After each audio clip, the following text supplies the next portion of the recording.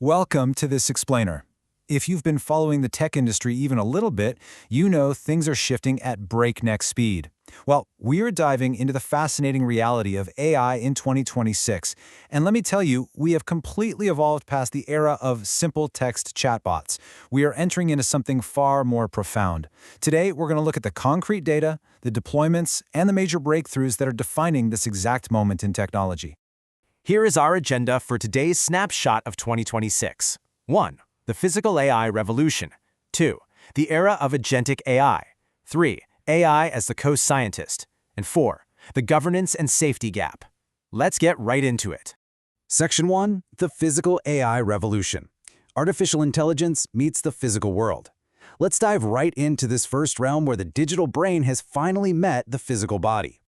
We are seeing some absolute heavy hitters this year, from the titans of the industry, bringing science fiction straight to the factory floor, and honestly, right into our homes. We've got Tesla's Optimus, Figure 03, Agility Robotics Digit, and the incredibly advanced Atlas from Boston Dynamics. Now, what's crucial to understand here is that these aren't just remote-controlled machines. No way. They are powered by advanced neural networks that allow them to navigate and interact with the physical world entirely autonomously.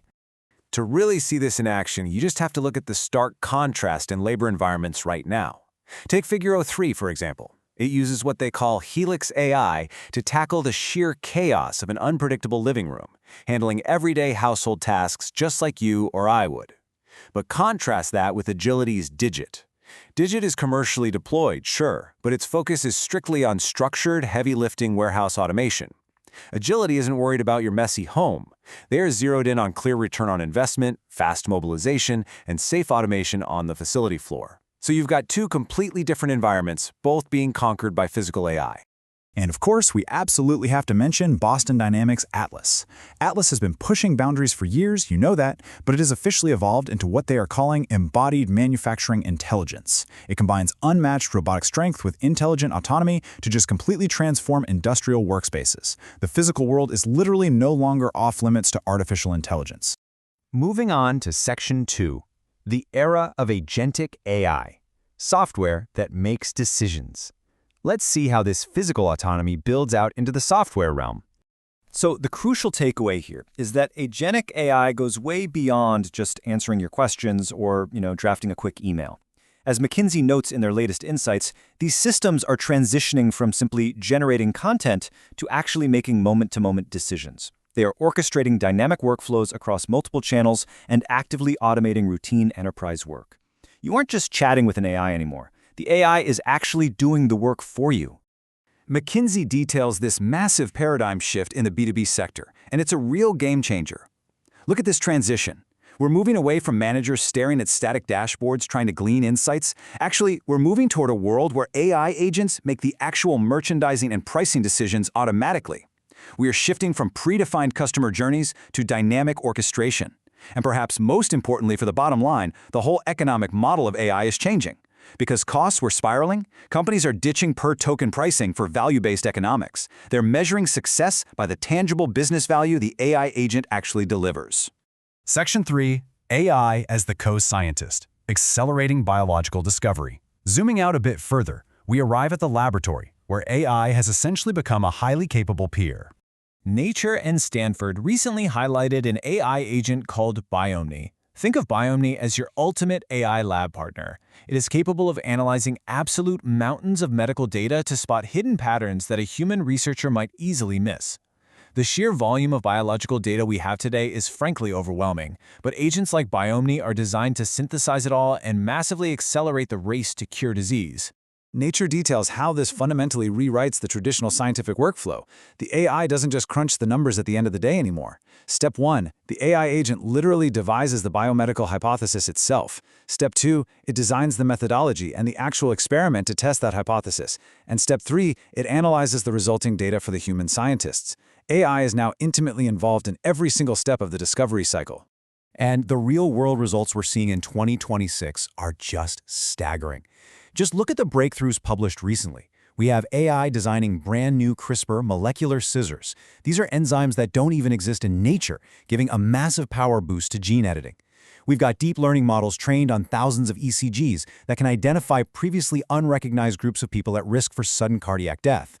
We're seeing highly specific models like ENS-GFM predicting enzyme properties, and new platforms like Peptiverse accelerating therapeutic drug design. The pace of scientific discovery is permanently altered. Which brings us to Section 4, the governance and safety gap. Societies struggle to catch up. This rapid acceleration across robotics, business, and science brings us to a very urgent reality check. Let's look at this stark quote directly from the Stanford Human-Centered AI 2026 Index report. It says, "This year's index reveals a widening gap between what AI can do and how prepared we are to manage it. Independent, rigorous measurement has never been more critical." As AI integrates deeper into our global economy, the frameworks we actually need to govern and evaluate this technology safely are severely lagging behind. To really understand how big this gap is, consider this specific blind spot. With the explosion of AI being used in mental health contexts, developers have to rely on human experts to evaluate if an AI's response is considered safe. But a recent Stanford study exposed a major flaw here. Human experts rarely even agree on what constitutes a safe response. If the humans in charge can't even agree on the baseline for safety in a critical area like mental health, how in the world can we reliably tune the AI? Fortunately, organizations like the Partnership on AI are stepping directly into this gap. They're actively bringing together tech companies, civil society, and academia to try and establish some common ground. They're building desperately needed frameworks for how models should handle user crises like suicide and self-harm. They are establishing responsible practices for the absolute explosion of synthetic media, offering guidance for the safe deployment of these massive foundation models, and pushing guidelines to ensure the economic benefits of AI actually result in shared prosperity rather than extreme inequality. But this governance challenge isn't just at the corporate level. It is a massive geopolitical issue right now. Stanford HEI researchers have identified what they call the AI sovereignty paradox. Nations all across the globe are pouring billions of dollars into figuring out whether they should buy, build, or lease their AI infrastructure. Their main goal? Maintaining strategic control and reducing their dependency on just a handful of foreign tech giants. It is a highly complex balancing act of national security, innovation, and global economics.